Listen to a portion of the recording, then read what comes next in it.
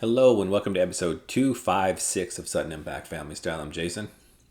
I'm Bill, and I'm sitting on my deck at the beach. So if you hear some noise out there, like a tractor going by, they're just cleaning up the beach. And so, but I wanted to sit outside and have this great view while Jason and I are doing our show. Can't blame you for that. No. So my first thing yesterday, I've not been that much into college basketball lately, or thus far this year, but I sure am right now. And I've really enjoyed what I'm watching. And yesterday we had 7 of the top 10 teams lose. I know. Which, it's this time of year you get that. But wow, I was shocked that there was that many. And, I know Gonzaga St. Mary's is a great rivalry. But, Gonzaga probably is going to win 80% of the time they play. And then yesterday, St. Mary's trounced them pretty good. Yeah, and they only put up 57 points in the loss. Yeah, had them up 15, down 15 at halftime. And so, it was kind of wild. I mean, that was a big one in Arkansas. Arkansas has been a real interesting team to watch in the SEC, and they beat Kentucky. And in a couple weeks, I've got tickets for the SEC tournament is here in Tampa. So I'm going to go to the semifinals day that Saturday. Nice. And go see those games, which I'm pretty excited about because it seems like that could be very, very wide open with Auburn, Kentucky, Arkansas, and who else? I mean, it's pretty Tennessee. So it's pretty open. So I'm kind of excited about it. Yeah, it would be. Yeah, because it's almost, it's March. It is March on Tuesday. Yes, sir. So March Madness is right upon us. And like you, I just haven't, I paid attention vaguely to a couple of the top guys coming into the NBA potentially, including the tall, skinny white kid from Gonzaga. But yeah, I'm going to go into this tournament pretty blind, I think, this year. Yeah, but I always look forward to those conference tournaments. The one and dones. I like those. Yeah, Where teams can sneak in the tournament. Those are always fun to watch. So that usually gets my adrenaline rolling. And then, for my NCAA trip, which we haven't done in 2 years, breaking our streak of 41 consecutive years going to March Madness, but not our fault. So we're going to keep our streak going. We'll just put an asterisk up. Yeah, I don't think that's not amazing. Anything that happened during COVID gets an asterisk. Yeah, so we're going to go to we're going to Pittsburgh this year, which is our first time going anywhere north for probably 20 some odd years, because we've always tried to go somewhere with good weather. So we won't, and if we have good weather in Pittsburgh in March, I'll be shocked. So Yeah, but you get Fiore's pizza. it will be a pizza-thon. There's no question about that. Yeah. It'll be Fiore's and Betos. It'll be the doubleheader. And those are, two outstanding places. Even though Betos isn't really my jam entirely, I still appreciate what they do. It's just different. It's the Pittsburgh style, cold cheese on top. Yeah. Which a lot of places in Pittsburgh will do now. So. And because of the popularity of it. The crazy people in Philadelphia have tried to claim that cold cheese is something they invented as their topping, but it's a Pittsburgh thing, so I don't know. It's definitely a Pittsburgh thing, like the Permani sandwich. Yeah, I don't know why. We'll give Philly the cheesesteak. Yeah, and that's a great sandwich. You won. You've got it. Nobody beats your cheesesteak, but, just saying. The cold cheese is definitely a Pittsburgh thing. And yesterday I watched Oklahoma State, which Oklahoma State was being terrible, and then with 3 minutes to go, being down 10, they caught up and forced the game in overtime. And they lost, but it's still fun to watch a competitive game, even if it's only competitive for 5 or 6 minutes at a crunch time. It's fun to watch people come and do whatever they're capable of doing. So I really enjoy. I'll see what happens. I've watched that. And I'll continue to watch a little bit more, and I'll probably start watching more NBA games now too. Yeah. As we get closer to the end of the year. And so we had some interesting NBA action this week. What do you think? You got the Harden Embiid love fest where they came going on about how much they're enjoying each other and how much they respect each other. Exactly what you'd expect from Harden and Embiid right now. They look good, but I don't think we didn't think they'd be anything but great the first couple of games they play. No. Harden's a really good. They showed a stat on ESPN that his first 2 weeks coming to a new team, they're always up. His assists and his points are both way up. Yeah, and I'm sure, not just him personally, but I'm sure Embiid, I'm sure that whole team, a little bit of FU to the world, a lot of FU to Ben Simmons, They really Yeah. want to get out there and show what they got, and good for them. I mean, but again, it's going to come down to in crunch time. Now, on some level, you think it's great because Harden, plays hot potato with the ball when games matter in a big game, and Embiid certainly doesn't. But it'll be interesting to see how that works, like when it's a real, in the moment sort of thing. And then the Nets came back with they had Kyrie in Minnesota last night, and Gordon Dragic was on there. No Ben Simmons yet, no KD back, but they won. And it looks like Kyrie will be able to play home games here shortly in New York. Yeah. So that will give them their team at full strength. And so you're going to have a very interesting Nets, Sixers, and you still have the Heat and the Bulls and the Bucks. So you got 5 teams that are really, really good.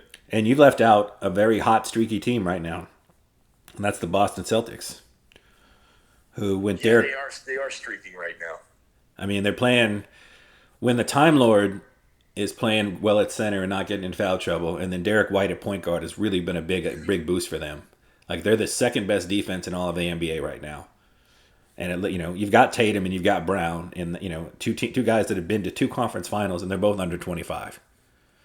So, yeah, it could be the NBA East could be a really interesting postseason. I think at the very least, as could the West. I mean, you have Phoenix and Golden State who are dominated, but you have some other really good teams in the West. But you got Chris Paul out at least 8 weeks. Mm-hmm. Then they'll reassess. I thought him showing up and playing in the All-Star game was a little bit bizarre. I know he didn't really touch the ball, but I just don't understand that at all.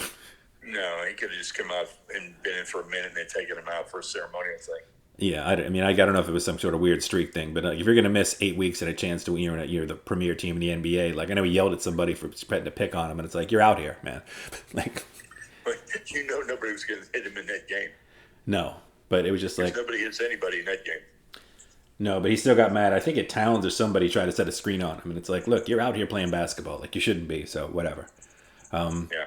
And then speaking, sort of the Celtics of the West, you had the Dallas Mavericks, who were the number 1 defense in all of basketball since the trade. Luka's playing phenomenal. Looks like he's in slightly better shape. Yeah. And, those pieces seem to be fitting together a little bit better. I mean, we talk about it all the time, but, the hubbub or whatever you want to say was basically that, Porzingis and Luka did not like each other. And when you have, a locker room consisting of maybe 20 people total with coaches and trainers, like 2 of your big starting players not liking each other, like no matter how good they are. That's why the wins above replacement is such a silly thing to say, because it's like, personalities matter. Liking the people you're around. Matter. We've seen that in every sport. And then, I mean, and I still feel like if Anthony Davis comes back healthy, LeBron is in killer LeBron mode. That I would not, if they get through the play-in, I wouldn't want to see them if I'm the Phoenix Suns. That would not be a 1-8 matchup I'd be excited. Like, I know that they've shown, it's still going to be LeBron legacy, I'm assuming he doesn't shut it down with some sort of weird hamstring injury and just wait till next year. But, I mean, I don't know, John, if I'm ready to jump back on our bandwagon. I know we picked him in the beginning of the year, but I haven't seen anything to tell me that they're on life support to me. I don't see anything telling me they're not going to stay on life support. No, I'm just saying in a 5-game series, if Chris Paul comes back a little rusty, Anthony Davis is motivated for whatever reason, whatever gets him out of bed in the morning that makes him motivated from time to time. Like, Phoenix doesn't have anybody big that can cover Anthony Davis or LeBron James. Sadly, I don't think Russell will be a big part of it. But I don't think the Lakers can cover the Suns. No, probably not. But, they're going to be the beneficiary of most of the calls, I would assume. Just because... Yeah, and we'll have to see what happens with Golden State as Clay keeps playing well and Draymond's back and they're all back at full strength. Yeah. They're going to be they're definitely a tough out.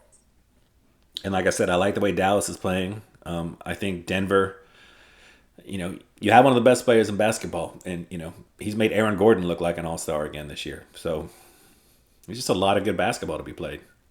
Yeah, it's going to be like it. I think the NBA playoffs this year will be outstanding. I really do.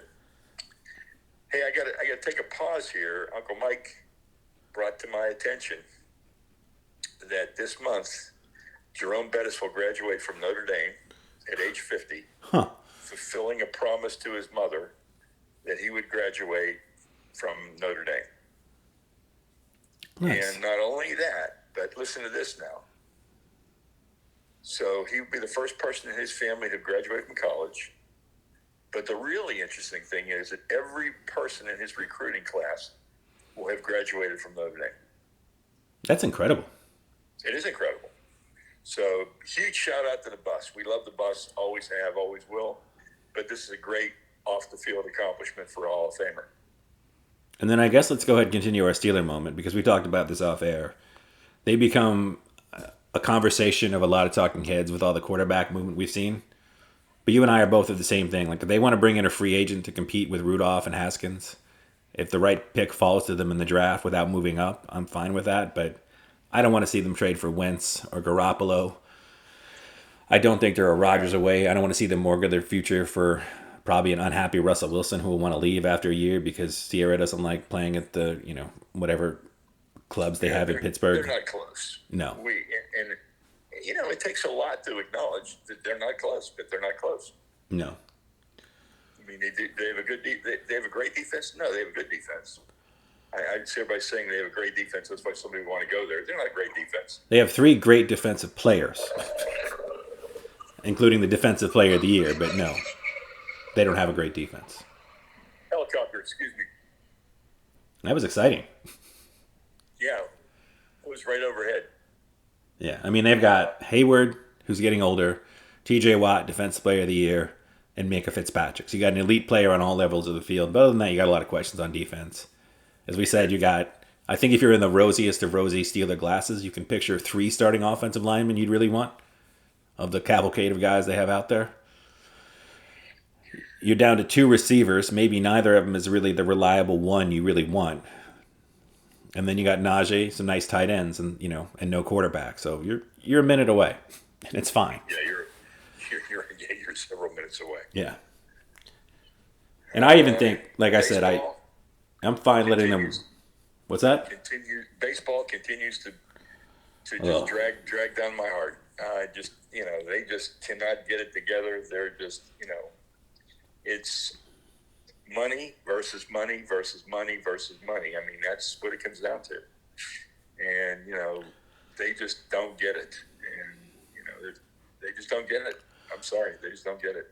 No, and from an outside perspective, every time you get a great story like a Shohei Ohtani, who's just a fantastic story for baseball, for international baseball, for everybody, they drag it down. I mean, the Hall of Fame comes up every year, and it's all the negative talk about the Hall of Fame. Now you're in this again. You got a lot. I mean, it's just... for every positive story in baseball, I think you got 3 negative stories. Yeah. And it seems like a lot of these... As opposed to like the NBA, where every negative story, you got 3 positive stories. Exactly. And the NFL is just Teflon, so whatever they talk about doesn't really matter. It's the NFL. They're excited. But, I mean, you just keep shooting yourself in the foot over and over again. Like, you can't seem to promote your great players. When you get an Ohtani, like I said, it's dragged down. I mean, I would have a meeting with all the Hall of Fame voters and just be like, look, we're going to put asterisks or put, that they're steroid users potentially, whatever. Get these guys in, get them out of the conversation moving forward. Because it's just, just dragging everything down. And then every time they do, then you get people bringing up baseball's racist history, all the abusers in the Hall. I mean, it's just, it's a constant negative. And then, like I said, and obviously, striking in a season where you're losing viewership every day from younger people, like, it's just not the way to go. Yeah, maybe put up a wing that says, these are great baseball players that for one reason or another people don't like them. Yeah. Put Joe Jackson in, put Pete Rose, put them all in. Just let them have their own wing. Yeah. I mean, they're part of baseball history. It's a museum. They were great players before and after they did what they did. But just get it out so it's not going to be every single year, because like I said, the second you bring those guys up, the defenders of them will bring up, Ty Cobb, not integration. I mean, wife. I mean, there's a lot of negativity you're bringing up every single year as people are trying to fight for people to be in, and it's just they don't seem to get it. I agree with you. And then figure out a way to do more things like the Little League game and do different things like that make people feel really good about baseball. The Field of Dreams game. Keep doing things like that, but they only have 1 or 2 of those, and then get through this. Everybody forgets how good those things are when you look at how nasty this is. Yeah, and I mean, the love of sports, at least personally for me, like I remember going to Nana's on Sundays for Steelers and sauce, Yep. homemade great. I mean, like you build those traditions, and the people that love baseball, you're missing a generation of people that are gonna, that because like I said, even people like you that love baseball as much as anybody, like you've been soured on it a little bit lately. Yeah. And if you're not there to be the cheerleader of the fan, like there's so many other things just waiting in the wings to take over. Unfortunately, it is. I mean, I'll watch more college baseball now than I will watch pro baseball, and I enjoy watching college baseball. Yeah. And I'll watch. If I lived in a market that had minor leagues, not A, but I mean, if they had like Double A, or like if I lived in Altoona with the team the Pirates are going to have in Altoona, I would buy season tickets in Altoona. Yeah. I mean, I would, I'd go before they get nasty, before they get adversarial. I want to see these guys that still love the game for the game before they get jaded and they drive in their Porsche and they're looking for more money. And so, I mean, some of these contracts are ridiculous. Ridiculous. But if somebody will pay it, and you get all the streaming money now and everything else. So, I mean, you got even more money to split up. Why are you fighting about it? Yeah. There's just too much money to fight over, and figure out a way to do it. But at the same time, take teams like the Pirates and some of these teams that don't perform and make sure the money they get has to show up. You have to have a certain payroll. If you don't have a certain payroll, it's a shame you can't relegate. It is. It is a shame you can't relegate. In baseball, I would be all for relegation in baseball. I really would. And again, anyone that watched Ted Lasso, it's exciting if you fight your way out of relegation, or like Yeah. I mean, relegation in baseball. The weird thing is that, like, the Chicago White Sox could have two teams in the major leagues, right? yeah, If their AAA team was the first team to get elevated, you would have two teams. So it's kind of cool in a way. And so I don't know. You got just something to shake it up. I'd be Something excited to for that. Make Yeah, it better. yeah, that would get me excited. Yeah. Well, since this is sort of a short week, I participated in a study recently. What do you know about the app Green Room and the concept of social audio? Not a lot. So basically, it's sort of, I mean, I'm trying to think of the easiest way to say it. It's essentially like a live podcast with a live studio audience. So you have to have a moderator attempting to let people talk when they want to, everyone is attempting to talk. So Okay. I found it to be pretty problem. I mean, Spotify has Green Room, and there's a couple apps that they're trying to develop. They're like, what do we do for sponsorships? And it was a pretty interesting study overall. But I came away thinking, just like any sort of event, like it's tough to have a room full of people trying to talk because just like a chat room with, It's hard. because it's essentially a chat room, but a live chat room with people actually talking, as opposed, and some moderator attempting to, keep the conversation on topic, keep the conversation positive, keep everybody satisfied. Like it seems like something they're trying very hard, but to launch, they have it, but it just doesn't seem like it's a viable concept to me. But No, it's anything's worthwhile exploring. yeah, And I think it's ways like this you find out what the limitations are. And if it's just not a good idea, you go or you tweak it, come up with a new way to do it. because again, I think they have I likened it to as a big gamer. If I'm playing online with some people from work or people I know, then I'm more than happy to turn on my headset. But if I'm with a bunch of random people, like that's the last thing I want to do. Sure. Yeah. And the more interesting the topic, the more people get in there, the more people want to contribute. And if they're not contributing, then they feel like they're left out of the conversation. It seemed like a nice attempt, but it was a study I got paid for, so I was pretty excited about that. But Yeah. and it didn't take a lot of time, but I just don't see it being like a viable concept moving forward. I know it's off topic, but I figured. No, it's good. And I'll go right into that. Last Monday, I did the lecture and a podcast. I did my masterclass lecture for Geo Institute in India on what I think sports is going to be like in the year 2030. And that's posted on YouTube. Either look up my name or look up Geo Institute Sports and find it there. And then I did a podcast that same evening with a former student of mine who was also Jason's roommate, Horatio Ruiz. and we did a podcast, and I talked about my life in the NBA and teaching and different things like that. And so if you're interested in either of those, that's on YouTube as well. And I think I posted a link on both of my social medias. So if you follow me on Twitter or Facebook, the links are out there. But I'm sure you can find them both on YouTube if you don't. Yeah. Entertainment wise, I signed back up for Apple TV Plus. Good move. Because, I mean, I'm fairly invested in The Servant, which is the M. Night Shyamalan cult series, and that season 3 is premiering right now. I'm very interested in Severance, which looks really good, but I'm waiting for a few more episodes to build up. We just watched The After Party, which is a murder mystery with a bunch of comedians and one of the Francos, and it's interesting enough. It's like a 40-minute show. Mm-hmm. Tiffany Haddish is the cop. A lot of people from why can't I think of the name? Elaine from Seinfeld's awesome VP, or the Vice President show on HBO. Yeah. A lot of those guys are on there. It's a really fun. I mean, it's a fun show. And then I watched Mythic Quest season 2, and I really enjoyed Mythic Quest. It's from the writers of It's Always Sunny in Philadelphia, so it's Rob Mahaney and Charlie Day. Charlie Day doesn't appear on the show, but they are running essentially World of Warcraft, and it's a half-hour comedy set in MMO gaming world. Okay.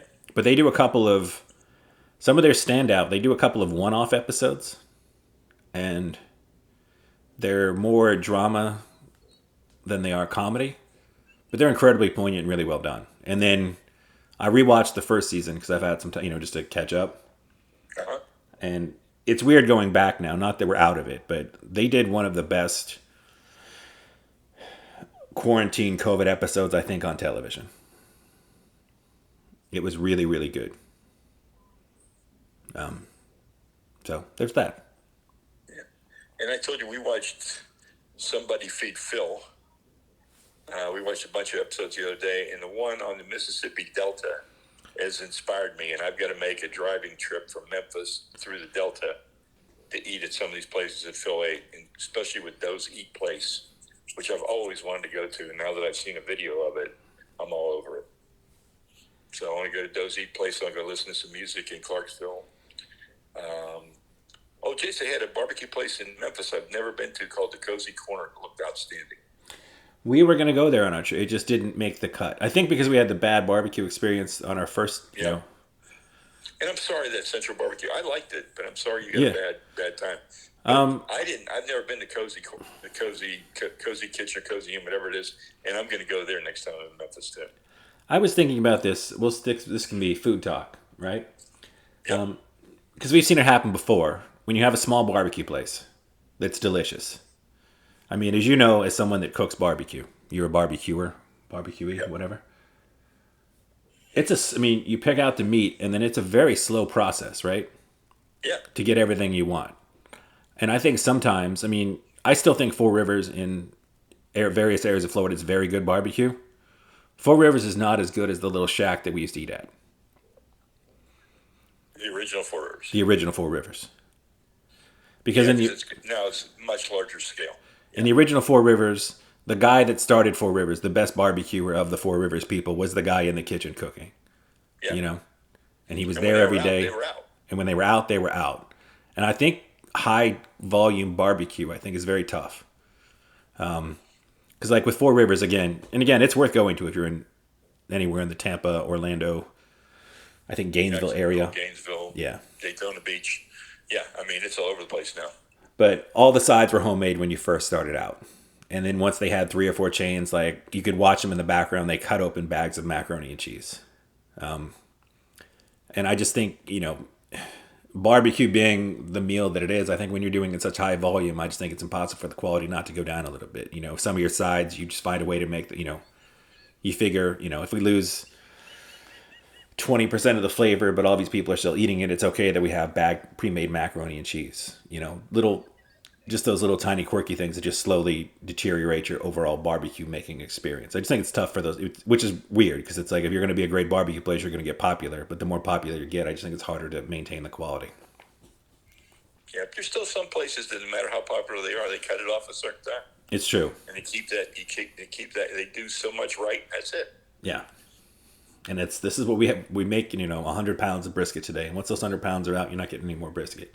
And Yeah.